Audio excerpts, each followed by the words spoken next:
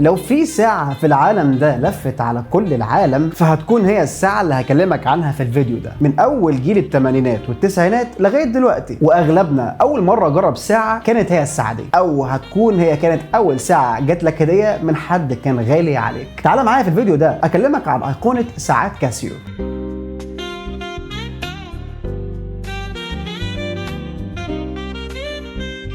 في عالم الساعات اللي مليان بالبراندات الغاليه والتصميمات المعقده، في ساعتين من كاسيو قدروا يثبتوا نفسهم وسط اي اسم في السوق الساعات، حتى من غير ما يكون سعرهم غالي، واللي هم 158 دبليو و168 دبليو. وعلى ما اعتقد مفيش حد شايف ان الساعات دي ساعه عاديه، ولكن هو شايفها عباره عن ايقونه من ايقونات ساعات الكاسيو، لانها بتجمع بين البساطه العمليه والاناقه وكمان الكلاسيكيه. السؤال هنا ايه اللي مخلي الساعتين دول بالذات عايشين لغايه دلوقتي ومطلوبين لحد النهارده اكتر من بعد 30 سنه؟ ده اللي هنعرفه دلوقتي مع بعض، وركز معايا في الفيديو عشان في الغالب بعد ما تخلص الفيديو ممكن تضطر تشتري لك واحده لو معكاش واحده من الساعتين دول.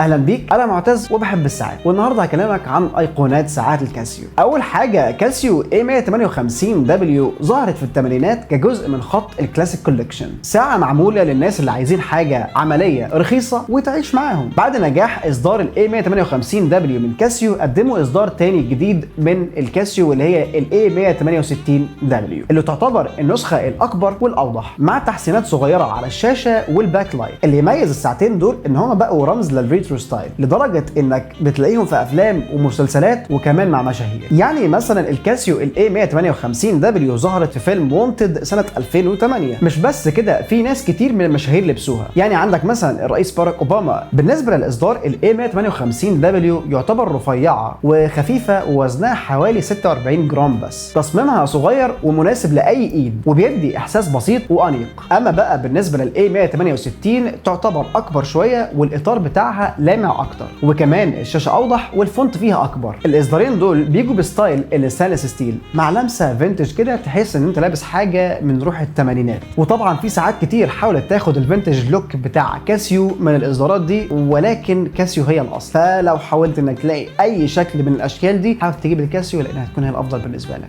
التصميم بتاع كاسيو بقى جزء من موضه الشارع، يعني حاجه ترند كده، ولغايه دلوقتي اساسا هتلاقيه كمان موجود في الفاشن شوتس. اي براند عايز يظهر مثلا لمسه فينتج كده هتلاقيه لابس الساعه الكاسيو دي. اما بقى بالنسبه للساعتين دول مش عاملين علشان يفلكسوا على حد ولا يبانوا باي مميزات ولا حتى بيزودوا فيها، بالعكس الساعه بسيطه زي ما صنعت في الاول لغايه دلوقتي، ما حصلش فيها اي تطورات كتير. هي عباره عن ساعه رقميه واضحه وفيها الستوب ووتش وفيها الالارم وفيها الكالندر، وكمان مقاومه للميه لغايه 30 متر، بسيطه خالص. وده معناه ان هي مش للغطس العميق، وده بطبيعه الارقام، لكن في ناس جربوها وهم في حمام السباحه او بيغسلوا ايديهم او حتى في المطره. وكمان فوق كل ده في ناس شاركوا التجارب بتاعها على النت، بيقول ان هم نزلوا بيها البحر وعملوا سنوركلينج وطلعوا لقوا الساعه شغاله زي ما هي بالظبط. لكن الشركه بطبيعتها بتنصحش انك تعمل كده، لان هي مش معتمده ان هي تكون ساعه دايفنج غطس. اي ساعه غطس مهم تكون اقل حاجه فيها 200 متر. بالنسبه للاصدار ال A168 دبليو بيمتاز عن الاصدار ال A158 دبليو بوجود اضاءه اسمها EL باك لايت او الكترولومينسنت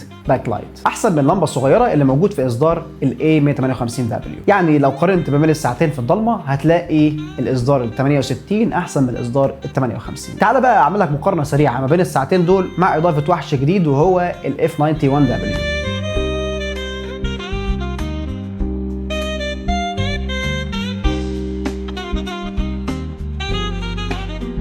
ال 158 يمكن هي اكتر ساعه ديجيتال معروفه في العالم، اتعملت في الثمانينات ولسه لغايه دلوقتي شبه ما اتغيرتش، وده يعتبر جزء من سحرها. صغيره وخفيفه ومريحه جدا، وتخانتها حوالي 8.5 مللي، ووزنها زي ما قلنا 46 جرام. على ايدك بتحس انها مش موجوده تقريبا، لكن شكلها كلاسيك جامد جدا. اما بقى بالنسبه للساعه هي بسيطه، الوقت والمنبه والستوب ووتش، ومعاها الاضاءه الخضراء اللي معروفه اللي هي تحسها كده نوستالجيك. نيجي بقى للاصدار ال 168 اللي الناس بتقول عليها اليوم اليومينيتور. اول ما تشوفها هتفتكرها هي نسخه من ال 158، ولكن هي مش نسخه منها. الاي 168 هي اضخم واكبر في الحجم، وتخانتها حوالي 9.8 مللي، يعني اسمك من الثانيه بنسبه 15% تقريبا، وده بيديها احساس ان هي اتقل شويه وبتكون باينه اكتر على ايدك. وطبعا في ناس بتحب ان الساعه تكون اتقل شويه علشان تحس بقيمه الساعه اللي هي لابساها، فانا شايف ان تقل الساعه ده شيء مميز. البريسلت في الساعتين نفس الشكل، ولكن في ال 168 اللينكات بتكون اقرب شويه فبتدي مرونه اكتر، وده بيكون افضل على الايد. في ال 168 الكيس مختلفه شويه، موجوده على الساعه كتابه باللون الاحمر وكلمه اليومينيتور كمان باللون الاحمر، مديها طابع كده جميل ولذيذ، ده بتخليها تبان على ايدك بشكل احلى. يعني لو قلنا ايه اللي بيفرق الساعتين عن بعض، ممكن اقول لك هي التخانه ما بين الساعتين، والبريسلت بيكون انعم في ال 168، والاضاءه هي الميزه الوحيده اللي ممكن تميزهم اكتر عن بعض. دلوقتي بقى واحنا بنتكلم عن اصدار ال 158 وال 168 لازم نقف ونسال طب فين الكاسيو اف 91 دبليو؟ لان بصراحه ما ينفعش اتكلم عن ساعات كاسيو الكلاسيكيه وما اتكلمش عن كاسيو اف 91 دبليو. اما بقى لمواصفات الاف 91 دبليو، هي خفيفه جدا ورفيعه، واللي يلبسها ما يحسش انه لابس ساعه اساسا. وزن الساعه حوالي 21 جرام بس. من ناحيه الشكل الاف 91 دبليو هي مصنوعه من البلاستيك. اما بالنسبه لل 158 وال 168 بتيجي بستايل الستانلس ستيل، وطبعا احساس الستانلس ستيل بيكون افضل من احساس البلاستيك، وده بيدي احساس بالفخامه اكتر، وبيكون شكله اشيك لو هتخرج بيه. اما بقى للميزه الكبيره بالنسبه للاصدار ال 168 على الساعتين التانيين هي بس الاضاءه.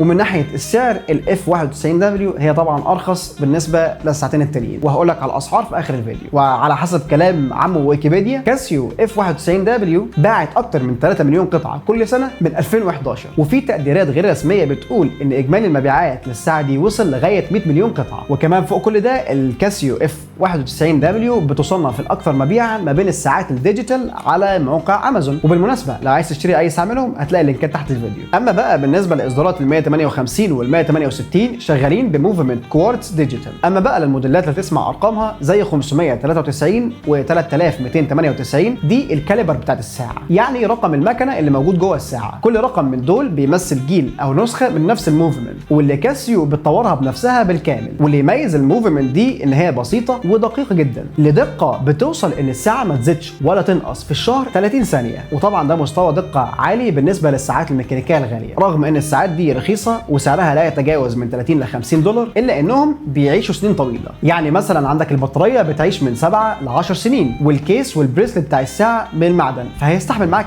اي حاجه. ناس كتير بتقول ان هم لبسوا الساعه دي لغايه 10 سنين واكتر ولسه شغاله معاهم زي الفل. وعلشان وزنها خفيف جدا فده بيديها ميزه ان هي بتكون عمليه جدا وما بتحسش ان انت لابس ساعه. طب ليه تشتري ساعه من الساعات الكاسيو دول؟ واحد، السعر. صعب تلاقي ساعه بالسعر ده وتديك الامكانيات الخرافيه دي، لان كاسيو قدمت فاليو بتهيألي فور نو ماني. تاني حاجه التصميم الكلاسيكي او الفينتج اللي مش بيقدم. تالت حاجه عمليه بشكل غير طبيعي. رابع حاجه الساعه دي يعتبر تاريخ، ولو عايز حاجه ليها تاريخ في الساعات فالساعه دي هتكون نصيبك، ومفيش بيت مش موجود فيه الساعه دي. خامس حاجه التنوع، تقدر تلبسها على اي حاجه، سواء بقى اخترت اصدار ال 158 بتصميمها الصغير والبسيط او اصدار ال 168 بحجمها الاكبر واضاءتها الاحسن، فانت بتشتري اكتر من مجرد ساعه، انت بتطلب قطعه كلاسيكيه جميله جدا ولسه عايشه لغايه النهارده. ولو لسه ما جربتش اي واحده منهم فممكن ده هو يكون الوقت المناسب انك تجربهم. وزي ما قلت لك لو عايز تشتري اي ساعه منهم اللينكات موجوده تحت الفيديو، ممكن تشتري منهم، واللينكات دي من خلالي، فانت لو عايز تشجعني لو اشتريت من اللينكات دي فانا باخد كوميشن او نسبه، واللينكات دي مضمونه من موقع امازون. واخيرا قول لي في التعليقات تحت انت لو تشتري ساعه منهم هتشتري انهي اصدار، ال 158 ولا ال 168 ولا الكاسيو اف 91 دبليو؟ اشوفك الفيديو الجاي، سلام.